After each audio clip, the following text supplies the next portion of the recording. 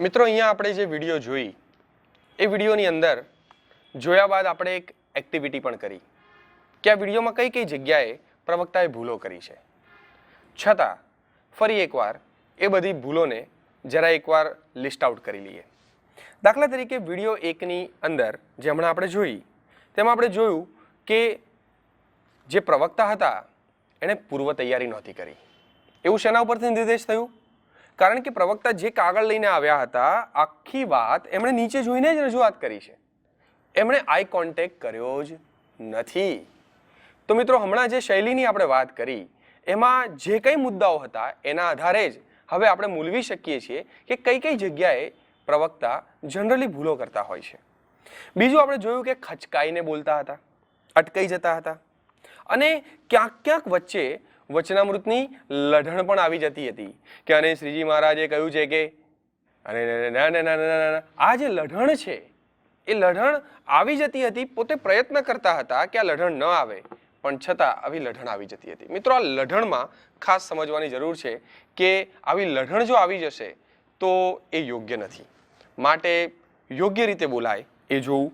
બીજું જોયું કે જ્યારે પોતે મૂંઝાઈ ગયા ત્યારે વચ્ચે મોઢા ઉપર ખંજવાળવા લાગ્યા અને શબ્દ ભૂલી ગયા, તો એ પણ આપણે સમજવું કે આવું આપણે જ્યારે પ્રવક્તા તરીકે સ્ટેજ ઉપર ઊભા હોઈએ, રોસ્ટમની સામે ઊભા હોઈએ અને ઘણા બધા લોકો આપણી સામે બેઠા છે ત્યારે માથું ખંજવાળવું, કાન ખંજવાળવા, કાનમાંથી મેલ કાઢી નાખવો, આવી નાની નાની પ્રોસેસ એ ન કરીએ તો વધારે યોગ્ય છે. કારણ કે એવું કરવાથી થોડું હાસ્યાસ્પદ પણ બનતું હોય છે.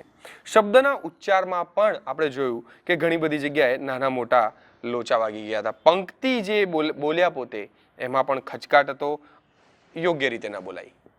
પણ મિત્રો દરેક વસ્તુ આ વિડીયોમાં ખરાબ હતી એવું જ હતું?